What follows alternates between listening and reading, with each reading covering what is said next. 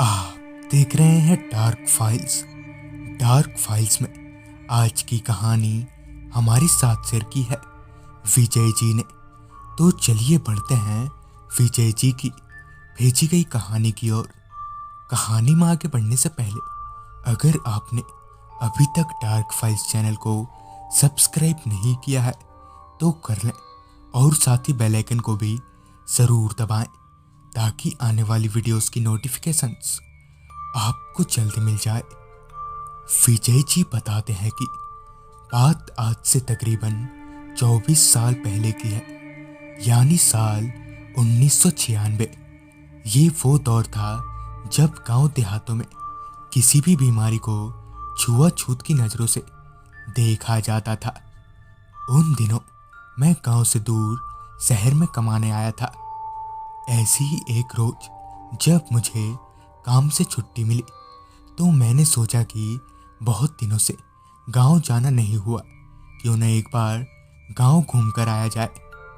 उसके दूसरे दिन सुबह जल्द ही मैंने अपने नज़दीकी रेलवे स्टेशन से ट्रेन पकड़ ली। ट्रेन में लगभग 5.5 घंटे के सफ़र के बाद मैंने स्टेशन पर उतरकर अपनी कमर सीधी की, मगर अभी भी मेरा गांव यहाँ से 2 किलोमीटर की दूरी पर था। 2 किलोमीटर का सफ़र पैदल तय करने के बाद मैं अपने गांव पहुँचा। गांव की ठंडी हवाएं और शांत माहौल मुझे काफ़ी पसंद आ रहा था। पिताजी और माँ से इतने दिनों के बाद मिलकर मुझे काफ़ी अच्छा लग रहा था। रात के तकरीबन 9 बजे के आसपास हम लोग सभी अपने घर में खाना खा रहे थे। अभी मैंने खाने का एक निवाला अपने मुंह में लिया ही था कि तभी हमारे पड़ोस के एक काका भागते हुए हमारे घर पर आए और एक लंबी सांस भरते हुए बताया कि पिछले कुछ दिनों से जो मनोहर काका बीमार चल रहे थे, अभी कुछ देर पहले ही उनकी मौत हो गई।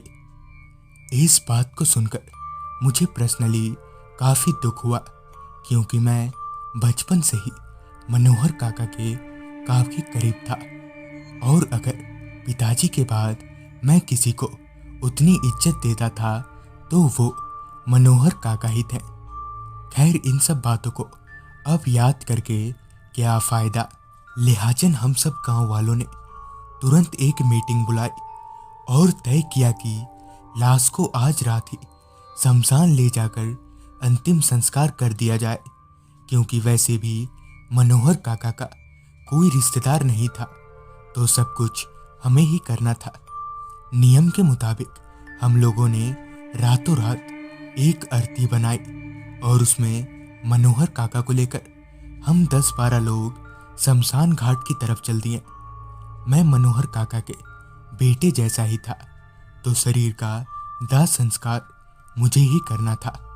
शमशान पहुंचकर हमने लाश को जमीन पर रख दिया। इतना सब कुछ हो जाने के बाद हमें पता चला कि कहीं से भी लकड़ियों का बंदोबस्त नहीं हो पा रहा है, तो हमें खुद पास के जंगलों में जाकर लकड़ियां लानी पड़ेंगी।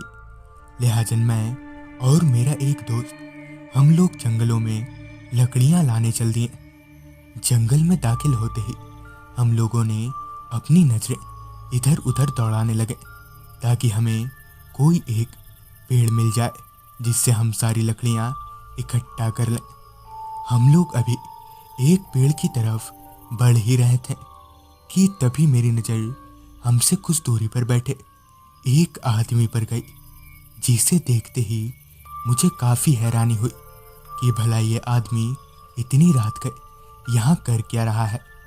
मैंने धीरे से अपने दोस्त से कहा, यार वो देख। जिस पर मेरे दोस्त ने कहा, हाँ यार चल देखते हैं क्या बात है। लिहाजन हम लोग उस आदमी के पास गए और कहा, अरे चाचा क्या बात है। जिस पर उस आदमी का सामने से कोई जवाब नहीं आया। मैंने वापस से उस आदमी से पूछा, क्या हुआ चाचा, मगर वो आदमी कोई जवाब नहीं दे रहा था। मैंने उसे हिलाने के लिए उसके कंधे पर हाथ रखा तो मेरे होश उड़ गए। दरअसल मेरा हाथ उस आदमी के आर पार हो गया कि तभी वो आदमी अपना सर उठाते हुए बोला, तुम लोगों ने ये अच्छा नहीं किया। उस आदमी का चेहरा देखकर मेरा सर पसीना पसीना हो गया। वो आदमी और कोई नहीं बल्कि मनोहर काका ही थे। उनकी भयानक शक्ल देखकर मैं लड़खड़ाते हुए जमीन पर गिर गया।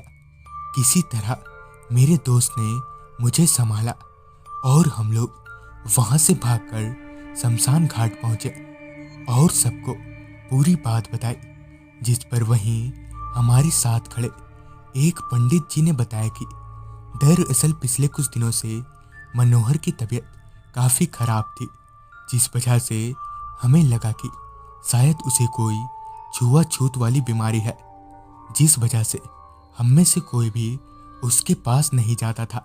मगर ऐसा नहीं था, उसे छुआछूत जैसी कोई बीमारी नहीं थी। सही से इलाज ना होने की वजह से उसकी मौत हो गई और इस तरह से उसके अंतिम वक्त में उसे पानी तक नसीब नहीं हुआ, जिस वजह से अब उसकी आत्मा यहीं इसी गांव में भटकेगी।